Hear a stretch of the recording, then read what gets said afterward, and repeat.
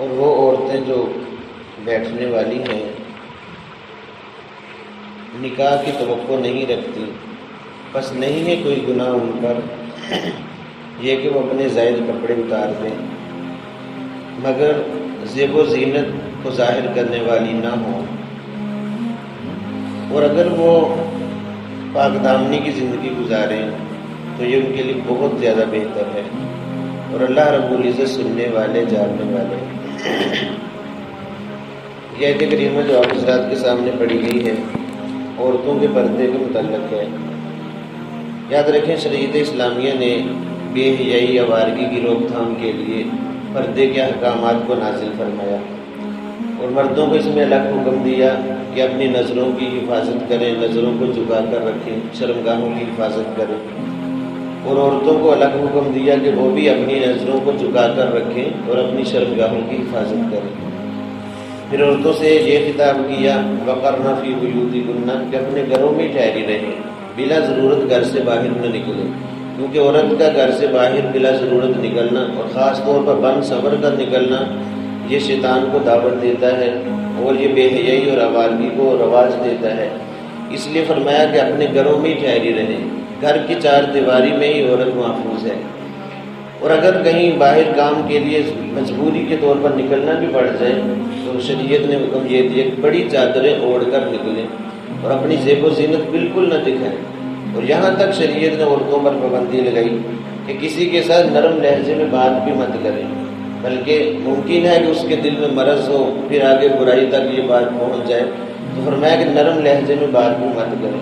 عورتوں پر اتنی زیادہ پابندی ہے، کیوں پابندی لگائی گئی؟ تاکہ معاشرے میں یہ زنا کاری جو پھیلی ہوئی ہے اس کا خاتمہ ہو سکے، یہ بے حیائی کا خاتمہ ہو سکے، مرد بھی پاک دامنی کی زندگی گزاریں، عورتیں بھی پاک دامنی کی زندگی گزاریں، اور اگر عورتیں گھروں میں بیٹھی رہیں، گھروں میں ہی رہیں اور ایسی زیب و زینت باہر نہ دکھاتی پھریں تو مرد بھی محفوظ رہیں گے۔ عورتیں جب نکلتی ہیں تو شیطان ان کے ساتھ ہوتا ہے، مردوں کو اس کی طرف راغب کرتا ہے، نظریں اٹھتی ہیں، آپس میں ملتی ہیں، پھر وہاں سے یہ سارے چکر چلتے ہیں اور آگے بے حیائی تک بات پہنچ جاتی ہے۔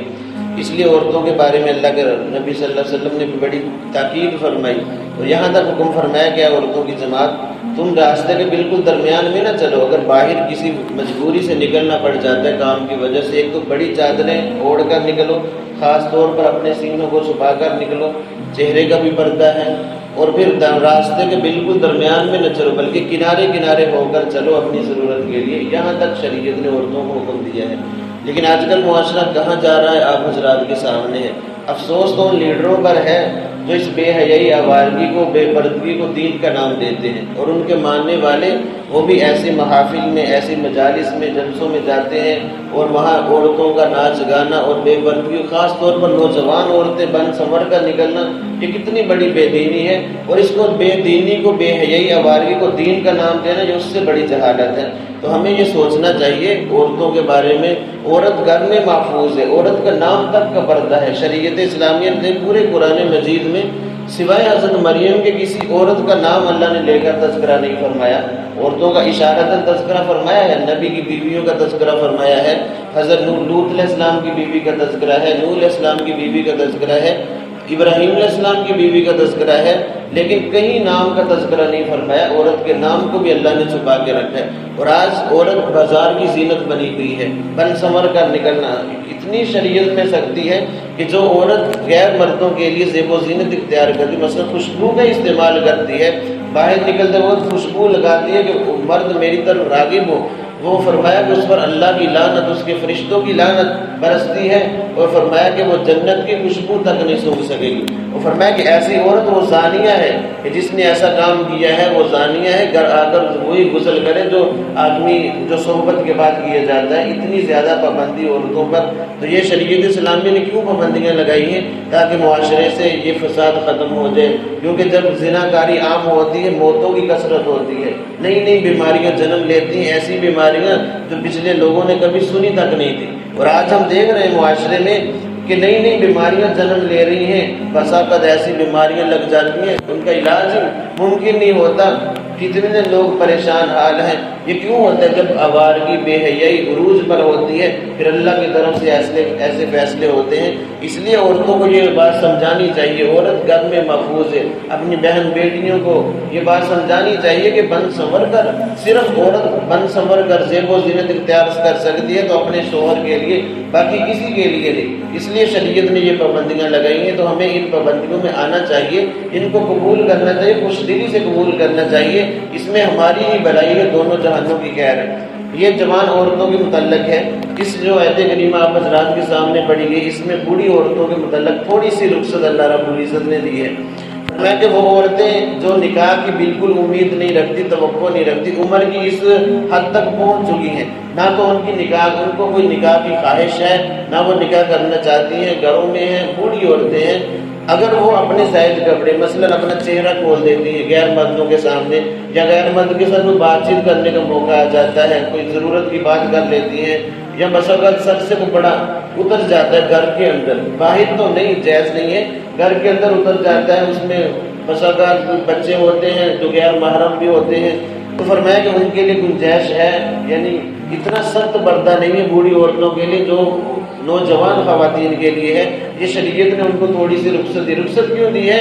کہ یہ عمر کی اس حد تک وہ پہنچ چکی ہیں کہ اب برائی کا خدشہ نہیں ہے، خدشہ ممکن ہے، اور کسی نوجوان کی بھی خواہش ادھر نہیں متوجہ ہوگی اس بوڑھی خاتون کی طرف، لہذا برائی کا خدشہ نہیں ہے، تو اس کے لیے گنجائش ہے۔ فرمایا کہ گنجائش تو ہے، لیکن یہ بھی اگر وہی پردہ رہیں اور اپنی زیب و زینت کو ظاہر نہ کریں تو یہ ان کے لیے بہت زیادہ بہتر ہے۔ لیکن اگر یہ بوڑھی عورتیں زیب و زینت اختیار کرتی ہیں، یہ بھی بنتی ہیں 20 سال کی نوجوان لڑکیاں، تو ایسی بوڑھی عورتوں پر تو اور زیادہ سخت لعنت ہے۔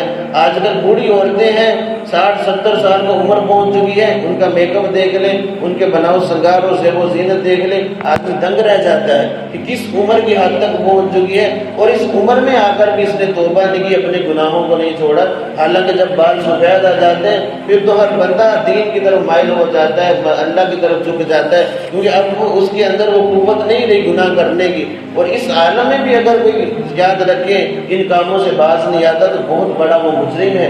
اللہ کے نبی صلی اللہ علیہ وسلم نے فرمایا کہ بوڑھا زانی جو ہے سب سے اللہ کو بہت زیادہ اس سے نفرت ہے، اللہ کی اس پر لعنت برستی ہے۔ بڑی بڑی جو مقدس راتیں آتی ہیں اللہ تعالیٰ ان میں بھی اس بوڑھے زانی کی بخشش نہیں فرماتے کہ ابھی بڑھاپا بھی آ گیا پھر بھی زنا کاری سے باز نہیں آتا۔ اب بوڑھوں کا زنا بس اوقات یہ بوڑھے اس حد تک پہنچ جاتے ہیں کہ یہ قوت نہیں ہوتی، لیکن پھر بھی نظروں میں ان کے خیالات میں وہی چکر چلتے ہیں، تو ایسے لوگوں پر اللہ کی لعنت برستی ہے کہ بڑھاپا بھی آ گیا پھر بھی باز نہیں ہے۔ وہ شعر ہے نا، در جوانی توبہ کردن شیوائے پیغمبری، وقت پیری گرگ ظالم ہے شود پرہیزگار، کہ جب یہ جوانی کے اندر توبہ کر لینا یہ پیغمبروں کا شیوا ہے۔ اسی طرح بڑھاپے میں پہنچ کر تو شیر بھی شریف بن جاتا ہے، وہ بھی شکار چھوڑ دیتا ہے۔ اگر بوڑھا ہو کر بھی بندہ، بوڑھی خاتون بھی ان کاموں سے باز نہیں آتی تو یاد رکھے یہ تو بہت بڑا یہ جرم ہے، اس سے توبہ کر لینی چاہیے، کیونکہ یہ سفیدی علامت ہے۔ اب تو آگے موت آنے والی ہے، اپنی موت کو یاد کریں۔ حضرت عمر رضی اللہ تعالیٰ عنہ جب سفید بال آگے تو کیا فرماتے؟ کفا بالموت واعظا یا عمر، اے عمر موت یا واعظ و نصیحت کے لیے تجھے کافی ہے۔ بلکہ انہوں نے ایک آدمی کو مقرر کیا ہوا تھا کہ مجھے موت کی یاد دلاتے رہنا۔ جب بالوں کی سفیدی دیکھ لی تو اس کو فرمایا کہ تو الگ ہو جا، تیری کوئی ضرورت نہیں، یہ جو سفید بال آ چکے ہیں یہ مجھے موت کی یاد دلانے کے لیے کافی ہے۔ تو جب اس سفیدی میں بھی بندہ باز نہ آئے، وہ کوئی عورت باز نہ آئے تو یہ بہت بڑی مجرم ہے۔ ہمیں دیکھنا چاہیے، سوچنا چاہیے، ایسے بے پردگی میں جو زندگی گزاری ہے اس پر توبہ استغفار کرنا چاہیے۔ اور عورت کے لیے چاہے جس بھی عمر میں ہو سب سے بہتر ہے کہ وہ پردہ کرے، اپنے چہرے کو بھی چھپا کر رکھے اور زیب و زینت عام مردوں کے سامنے ظاہر نہ کرے، وگرنہ یہ بہت بڑا گناہ ہوگا۔ اس سے توبہ کرنی چاہیے، اپنی خواتین کو بھی سمجھانا چاہیے، جیسے کیسے یاد رکھیں ہم مردوں کی ذمہ داری ہے، قو انفسکم واہلیکم نارا، اپنے آپ کو بھی جہنم کی آگ سے بچانا ہے ہم نے، اور اپنی عورتوں کو، گھر والے کو، بچوں کو، بچیوں کو بھی جہنم کی آگ سے بچانا ہے، کیونکہ اس کا اللہ تعالیٰ نے خود حکم دیا ہے۔ اگر ہم یہ ذمہ داری پوری نہیں کر رہے تو یاد رکھیں ہم سے بھی پوچھا جائے گا روز محشر۔ اس لیے ہمیں چاہیے کہ ہم خود بھی دین سیکھیں اور اپنی عورتوں کو بھی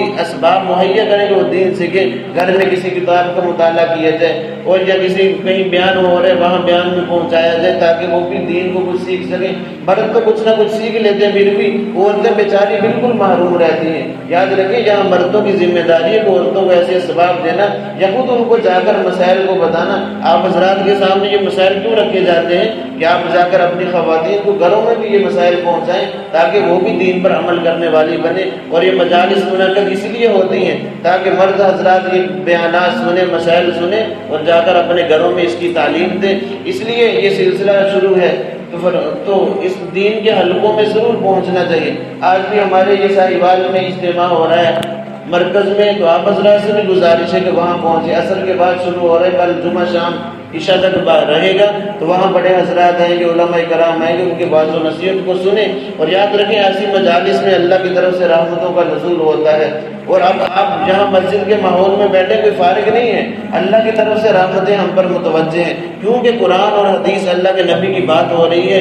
سننے والے بھی بڑے مبارک ہیں اور سنانے والے بھی بڑے بابرکت ہیں، اللہ کی طرف سے یہ فیصلے ہوتے ہیں۔ اور ایسی مجالس کے بعد اعلان ہوتے ہیں بخشے بخشے گھروں کو لوٹ جاؤ، بہت بڑی یہ سعادت کی بات ہے۔ تو ایسی مجالس میں ہمیں شرکت کرنی چاہیے۔ اب تو ہمارے پاس موقع ہے، ہمارے ساہیوال کے اندر دور جانا تو مشکل ہوتا ہے، یہ اجتماع ہو رہے ہیں، آپ حضرات سے گزارش ہے جتنا بھی وقت نکال سکے اس کے لیے وقت نکالیں، وہاں علماء کی بات سنیں اور علماء کی مجالس میں بیٹھیں۔ یاد رکھیں کامل علماء کی مجالس جو اللہ کے ولی ہیں، ایک گھڑی ان کی مجلس میں بیٹھ جانا 100 سال کی بے ریا عبادت سے افضل ہے، اتنی بڑی فضیلت ہے۔ تو تاکہ ہم یہ دین ہماری زندگیوں میں بھی آ جائے، ہمارے گھر والوں کی زندگی، پورے معاشرے کی زندگی میں یہ دین آ جائے۔ یاد رکھیں جب تک زندگیوں میں دین نہیں آئے گا سکون کی زندگی ہم نہیں جی سکتے۔ سکون تب ہی آئے گا جب معاشرے میں دینداری ہوگی، امن امان ہوگا، ہر برائی کا خاتمہ ہو جائے گا، پھر ہم سکون سے زندگی گزاریں گے، سکون کی موت مریں گے اور آخرت میں بھی اللہ کی نعمتوں کی چادر میں ہوں گے۔ اس لیے ہمیں چاہیے کہ دین کو سیکھیں اور آگے لوگوں کو بھی سکھائیں۔ ہر مذہبی، ہر عاقل بالغ کلمہ کو مسلمان مرد ہو یا عورت، اس کی یہ ذمہ داری ہے۔ تو اللہ رب العزت یہ احکامات خاص طور پر عورتوں کے لیے بیان فرمائے کہ اگر وہ بھی باپردہ زندگی گزاریں عمر کی اس حد کو پہنچ کر بھی، تو یہ ان کے لیے بہت زیادہ بہتر ہے۔ واللہ سمیع علیم، اور اللہ کی ذات سننے والی ہے، جاننے والی ہے۔ جو کچھ ہم بیان کرتے ہیں، بولتے ہیں، جو ہماری گفتگو ہوتی ہے، جو کچھ زبان سے نکالتے ہیں اچھا یا برا، اللہ رب العزت کے علم میں ہے، وہ سننے والی ذات ہے۔ اور علیم، ہر چیز کو جاننے والی، ذرے ذرے کا اس کو علم ہے۔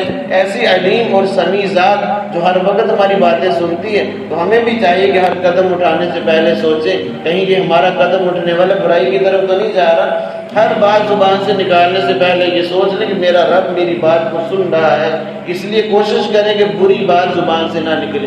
اللہ رب العزت سے دعا ہے کہ اللہ تعالیٰ دین کے مطابق زندگی گزارنے کی توفیق عطا فرمائے۔